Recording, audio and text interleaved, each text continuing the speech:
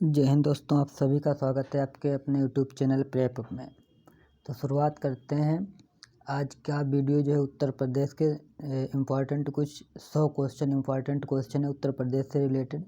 तो शुरुआत करते हैं क्वेश्चन नंबर 1 से। सभी लोग एक बार इस चैनल को सब्सक्राइब जरूर कर ले, जिससे कोई भी वीडियो अपलोड किया जाए उसका नोटिफिकेशन आप तक सबसे पहले पहुँचे। तो स्टार्ट करते हैं क्वेश्चन नंबर 1 से। क्वेश्चन नंबर 1 में दिया है कि 2011 की जनगणना के अनुसार उत्तर प्रदेश की जनसंख्या देश की कुल जनसंख्या का कितना प्रतिशत थी है। तो 2011 के आंकड़ों के अनुसार ऑप्शन बी सही है, 16.5%। क्वेश्चन नंबर 2 में दिया है कि 2011 की जनगणना के अनुसार राज्य की कुल जनसंख्या में महिला जनसंख्या का प्रतिशत कितना है। तो ऑप्शन ए सही है, 47.72%। क्वेश्चन नंबर 3 में दिया है कि 2011 की जनगणना के अनुसार राज्य में 0 से 6 वर्ष आयु वर्ग की प्रतिशत जनसंख्या क्या है। तो आयु वर्ग के 0 से 6 वर्ष की जो आयु वर्ग के बच्चे हैं तो वो हैं 15.41%, मतलब 41%।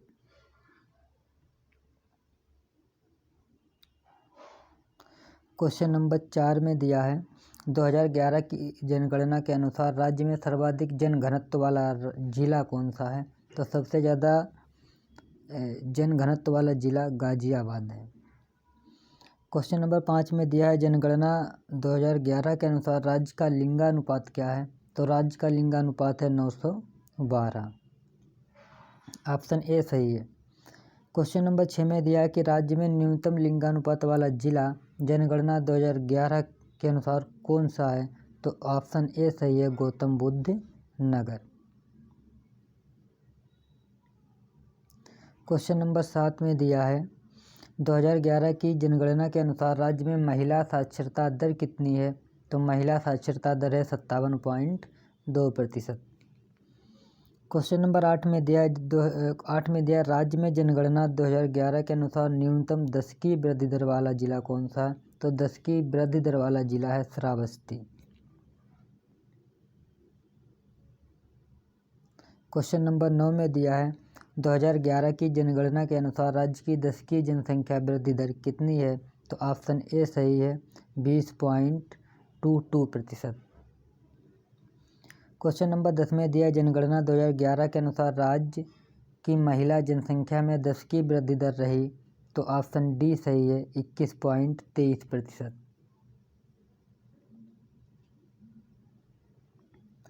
क्वेश्चन नंबर 11 में दिया है जनगणना 2011 के अनुसार राज्य में सर्वाधिक महिला साक्षरता दर वाला जिला कौन सा है। तो ऑप्शन डी सही है, कानपुर नगर।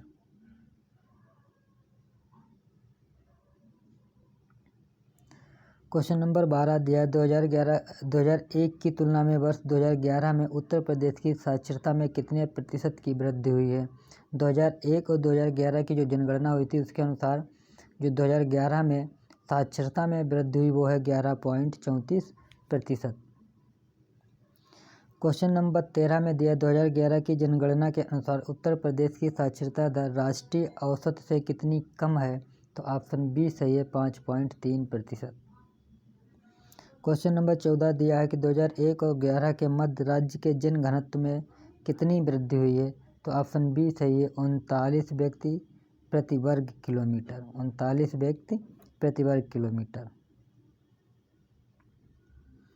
क्वेश्चन नंबर 15 दिया है जनगणना 2011 के अंतिम आंकड़ों के अनुसार उत्तर प्रदेश में बालिका शिशुओं की संख्या प्रति 1000 बालक शिशु पर है। तो 1000 बालकों पर बालिकाओं की संख्या है 902।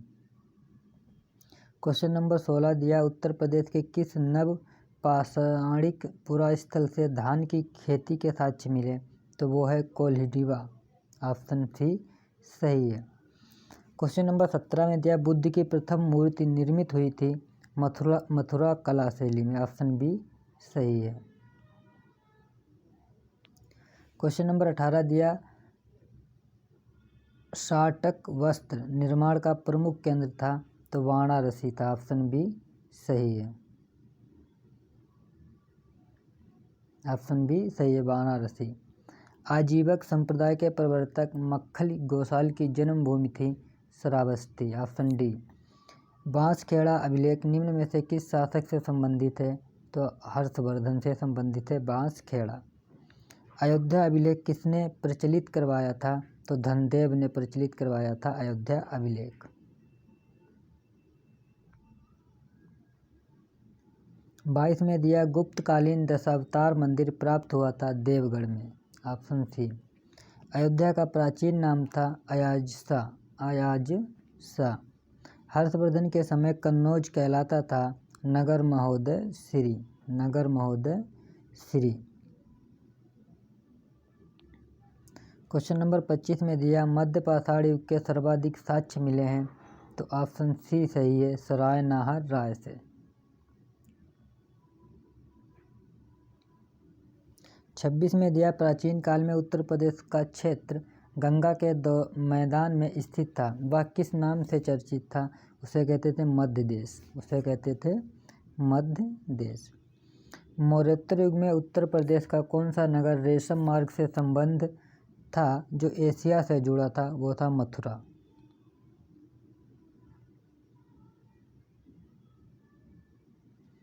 अट्ठाईस में दिया सिराज हिंद किस नगर को कहा जाता था?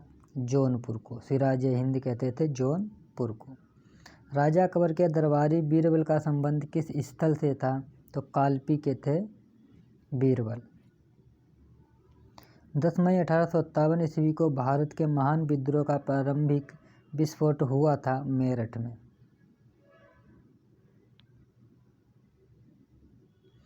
1857 ईस्वी के विद्रोह से सर्वाधिक प्रभावित क्षेत्र था अवध और बुंदेलखंड। जो था 1857 की क्रांति हुई थी उसमें सबसे ज़्यादा प्रभावित था अवध और बुंदेलखंड क्षेत्र हुआ था। भारतीय राष्ट्रीय कांग्रेस के इलाहाबाद अधिवेशन की अध्यक्षता किसने की थी? तो उसमें की थी जॉर्ज यूले ने। 1857 ईस्वी के प्रथम स्वाधीनता आंदोलन का सर्वाधिक बड़ा केंद्र निम्नलिखित में से कौन सा था? तो वो था मेरठ।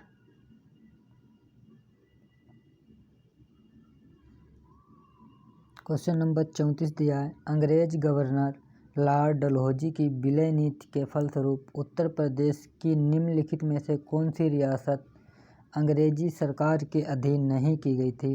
वो थी कानपुर। प्रथम स्वाधीनता संग्राम के समय बरेली में इसका नेतृत्व निम्न में से किसने किया था? तो बरेली से किया था खान बहादुर खान ने। 36 में दिया अक्टूबर 1921 ईस्वी में उत्तर प्रदेश कांग्रेस का राजनीतिक सम्मेलन किसकी अध्यक्षता में आगरा में संपन्न हुआ था? तो ऑप्शन सी सही है, मौलाना हजरत मोहानी के। 37 में दिया काशी विद्यापीठ की स्थापना किस आंदोलन के दौरान हुई थी? तो यह था असहयोग आंदोलन। 1 अगस्त 1920 को हुआ था असहयोग आंदोलन।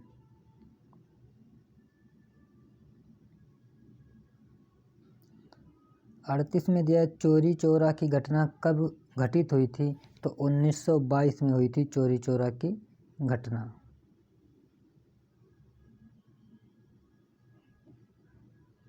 39 में दिया भारतीय कम्युनिस्ट पार्टी का पहला सम्मेलन कानपुर में किसने आयोजित किया था? तो सत्यभक्त ने। ऑप्शन ए सही है, सत्यभक्त ने। काकोरी ट्रेन डकैती कब घटित हुई? तो 9 अगस्त 1925 को काकोरी ट्रेन डकैती हुई थी। 41 में दिया है 1942 ईस्वी में भारत छोड़ो आंदोलन के समय उत्तर प्रदेश के किस शहर में राष्ट्रीय सरकार की स्थापना कर दी गई थी? तो वो था बलिया। 1946 ईस्वी में मेरठ में आयोजित भारतीय राष्ट्रीय कांग्रेस के अध्यक्ष कौन थे? आचार्य जेवी कृपलानी। ऑप्शन डी सही है। भारतीय राष्ट्रीय कांग्रेस के अधिवेशन 1885 ईस्वी से 1947 ईस्वी के मध्य उत्तर प्रदेश में कितनी बार आयोजित हुए? तो 8 बार। कितनी बार हुए? 8 बार। संयुक्त प्रांत में 1937 ईस्वी में कांग्रेस की सरकार किसके नेतृत्व में गठित हुई थी? तो गोविंद वल्लभ पंत के। गोविंद वल्लभ पंत। चंद्रशेखर आज़ाद ब्रिटिश सरकार के खिलाफ संघर्ष करते हुए इलाहाबाद के किस पार्क में पुलिस मुठभेड़ में शहीद हो गए थे? तो वो था अल्फ्रेड पार्क। उत्तर प्रदेश का कौन सा क्षेत्र आदिकल्प की प्राचीनतम शैलों से निर्मित है? वो है बुंदेलखंड। क्वेश्चन नंबर 47 में दिया, उत्तर प्रदेश का निम्नलिखित में से कौन सा जिला दक्षिण के पठारी भाग के अंतर्गत नहीं आता है? वो है आगरा। 48 में दिया, उत्तर प्रदेश के दक्षिण में स्थित पठारी भूभाग को किस नाम से जाना जाता है? तो बुंदेलखंड का पठार। ऑप्शन डी सही है। क्वेश्चन नंबर 49, उत्तर प्रदेश निम्नलिखित में से किस अक्षांशों व देशांतरों के मध्य स्थित है? तो ऑप्शन ए ही सही है। आंसर ए सही है। ऑप्शन 23-52 उत्तरी अक्षांश से 30 डिग्री 28 उत्तरी अक्षांश तथा 77 डिग्री 30 पूर्वी देशांतर से 84 डिग्री 39 पूर्वी देशांतर तक। क्वेश्चन नंबर 50 में दिया है,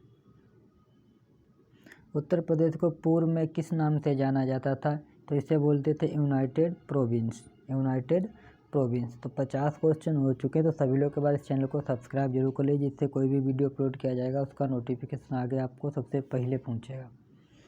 तो शुरुआत करते हैं 51 से। वर्तमान में उत्तर प्रदेश का क्षेत्रफल कितना है? तो 2,40,928 वर्ग किलोमीटर। उत्तर प्रदेश को भारत के कितने राज्यों की सीमाएं स्पर्श करती हैं? तो वो हैं 8 राज्य। 8 राज्यों की सीमाएं उत्तर प्रदेश को स्पर्श करती हैं। 53 में दिया, क्षेत्रफल की दृष्टि से उत्तर प्रदेश का भारत में कौन सा स्थान है? तो चतुर्थ स्थान है उत्तर प्रदेश का। उत्तर प्रदेश के उत्तरी भाग को किन देशों की सीमाएं स्पर्श करती हैं? तो वो नेपाल है। उत्तर प्रदेश किस प्राचीनतम भूभाग का हिस्सा है? तो वह गोंडवाना लैंड का। 56 में दिया, उत्तर प्रदेश में भाबर की तंग पट्टी कहाँ पाई जाती है? तराई क्षेत्र में। उत्तर प्रदेश के भौगोलिक क्षेत्र में सम्मिलित नहीं है, तो नीलगिरी की पहाड़ियाँ सम्मिलित नहीं है। उत्तर प्रदेश का पूर्व पश्चिम विस्तार कितना है? तो 650 किलोमीटर इसका विस्तार है पूर्व से पश्चिम। 59 में दिया, उत्तर प्रदेश की सबसे ऊंची पहाड़ियां सोनाकर एवं कैमूर किन जिलों में स्थित हैं? तो ये दोनों पहाड़ियां स्थित है, एक मिर्ज़ापुर और सोनभद्र में। 60 में दिया, उत्तर प्रदेश की जलवायु निम्नलिखित में से किस प्रकार की है? तो उष्ण कटिबंधीय मानसूनी जलवायु है उत्तर प्रदेश की। 61 में दिया, उत्तर प्रदेश में वर्षा मुख्यतः किन मानसून से होती है? तो किस मानसून से होती है? बंगाल की खाड़ी से। वर्षा ऋतु में उत्तर प्रदेश में कितने प्रतिशत वर्षा होती है? तो 75 से 80% वर्षा उत्तर प्रदेश में होती है। 63 में दिया, वर्षा के वितरण के आधार पर उत्तर प्रदेश को कितने जलवायु विभागों में विभाजित किया गया है? तो वो हैं 2। उत्तर प्रदेश के किस जिले में सर्वाधिक वर्षा होती है? तो वो ऑप्शन के हिसाब से गोरखपुर।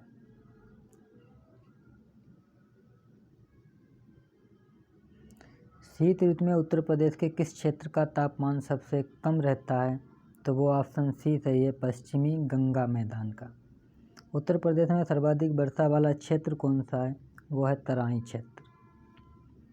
उत्तर प्रदेश में सबसे कम वर्षा वाला क्षेत्र कौन सा? पश्चिमी गंगा का मैदान जो है सबसे कम वर्षा होती है। 68 में दिया है, उत्तर प्रदेश में बहने वाली कौन सी नदी प्राणदायिनी, मुक्तिदायिनी तथा पवित्र नदी के नाम से जानी जाती है? वो है गंगा।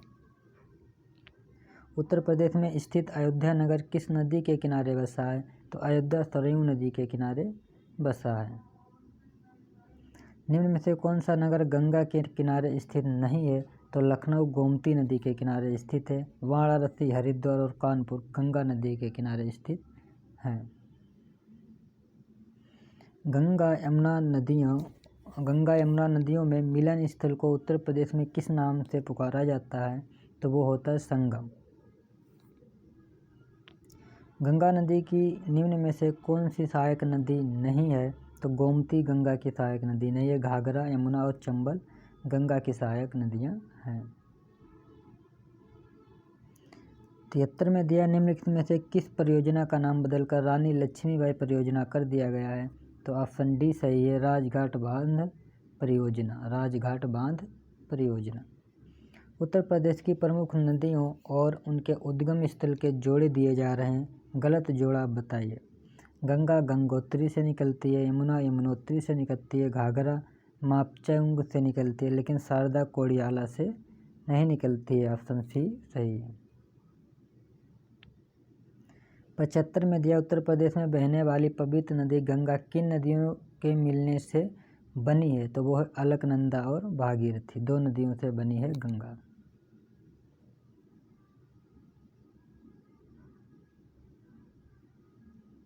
क्षेत्र में दिया उत्तर प्रदेश की प्रमुख नदियों का घटता क्रम कौन सा है? तो गंगा, यमुना, चंबल और राप्ती। गंगा कार्य योजना के लिए केंद्रीय गंगा प्राधिकरण कब स्थापित किया गया? तो 1985 में स्थापित किया गया।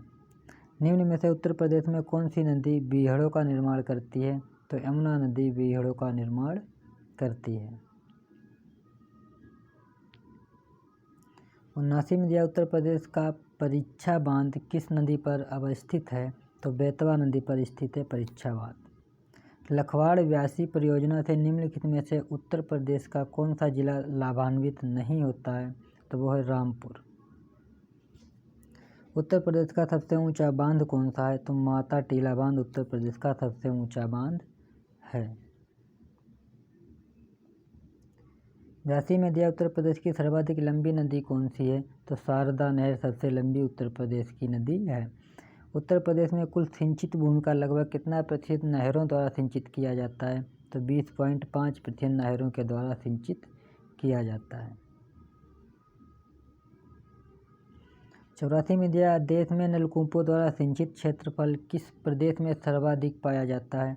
तो वो है उत्तर प्रदेश। उत्तर प्रदेश में कौन सा जिला अब नालिका अपरदन से सर्वाधिक प्रभावित है? वो जिला है इटावा। 86 में दिया निम्नलिखित से कौन सा युग्म सुमेलित नहीं है? बिठूर गंगा नदी के किनारे है, गोरखपुर राप्ती नदी के किनारे है, कौशाम्बी यमुना नदी के किनारे है, जौनपुर सई नदी के किनारे नहीं है। सई नदी के किनारे हरदोई स्थित है। सई नदी के किनारे हरदोई स्थित है।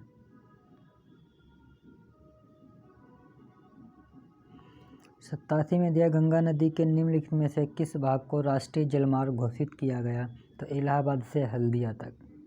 इलाहाबाद से हल्दिया तक जो है वो उसे राष्ट्रीय जलमार्ग घोषित किया गया। 88 नंबर लाल, परवा, मार और राकर तथा भोंटा कहाँ की मृदाएं हैं? तो यह बुंदेलखंड की मृदाएं हैं। निम्न में से कौन से कथन सही है? 89 में दिया निम्न में से कौन सा कथन सही है? तो ऑप्शन ए लिखा है, परवा मृदा को पड़वा या पड़ुआ भी कहा जाता है, यह सही है। इस मृदा में ज्वार, खरीफ और चना रावी की फसलें उगाई जाती हैं, तो 1 और 2 दोनों सही हैं। 90 में दिया गंगा यमुना मैदानी क्षेत्र का वह भाग जहाँ नदियों के बाद का जल नदी पहुँच जाता है और वहाँ की मृदा को कहा जाता है भूड़ मृदा। ऑप्शन सी सही है। 91 में दिया जलोढ़ मृदा में किस रसायन की प्रचुरता रहती है? तो पोटास एवं चूना की अधिकतम मात्रा पाई जाती है। निम्न में से कौन सा एक कथन असत्य है? तो उपरोक्त में से कोई नहीं। लाल मृदा का निर्माण सेलों के चट्टानों से हुआ है, सही है। उत्तर प्रदेश में जलीय अपरदन अधिक होता है, यह भी सही है। भावर क्षेत्र की मृदा कंकरीली पथरीली होती है, तो ये भी सही है। तो उपरोक्त में से कोई नहीं। 93 में दिया निम्न में से कौन से कथन सही है? तो ऑप्शन ए 1 और 2 दोनों सही है। राकर या राकड़ मृदा लाल भूरे रंग की दानेदार मृदा है जो कि सामान्यतः ढालों पर पाई जाती है, ये तो सही है। इस मृदा में तिल, खरीफ और चने रबी की खेती की जाती है, तो ये भी सही है। तो ऑप्शन सी सही होगा, 1 और 2 दोनों सही है। 94 में दिया किस मृदा में 60% सिलिकेट, 15% लोहा एवं 25% एल्यूमीनियम पाया जाता है? तो इसे बोलते हैं मार या फिर माड़ मृदा। 95 में दिया निम्न में से कौन सा कथन सही है? तो 1 और 2 दोनों सही हैं। प्रदेश में वायु द्वारा मृदा अपरदन गर्मी के महीनों में अधिक होता है, सही है। उत्तर प्रदेश के आगरा, मथुरा, इटावा आदि जिलों में इससे ज़्यादा प्रभावित हैं। तो ऑप्शन सी सही है, 1 और 2 दोनों ऑप्शन सही है। 96 में दिया किस मृदा को स्थानीय भाषा में करेल या कपास मृदा कहा जाता है? तो काली मृदा को कपास मृदा भी कहते हैं। 97 में दिया उत्तर प्रदेश के सर्वाधिक क्षेत्रफल पर किस प्रकार की मिट्टी का विस्तार है? तो सबसे ज़्यादा मिट्टी जलोढ़ मिट्टी पाई जाती है।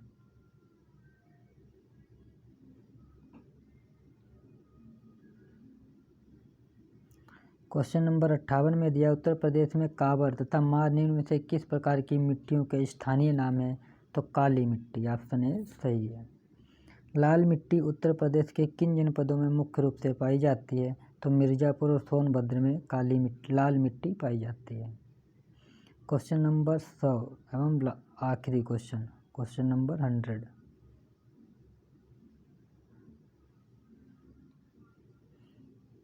दिया कि राकड़ मिट्टी उत्तर प्रदेश में कहाँ पाई जाती है? तो राकड़ मिट्टी पर्वतीय व पठारी ढालों पर पाई जाती है। तो सभी लोग चैनल को सब्सक्राइब कर लो। 100 क्वेश्चन हो चुके हैं, इसके आगे भी लगभग 400 क्वेश्चन और हैं उत्तर प्रदेश से रिलेटेड। तो सभी लोग चैनल को सब्सक्राइब कर लो, आगे जो भी वीडियो अपलोड किया जाएगा उसका नोटिफिकेशन आप तक पहुँचेगा। तो लाइक, शेयर और सब्सक्राइब करना ना भूलें।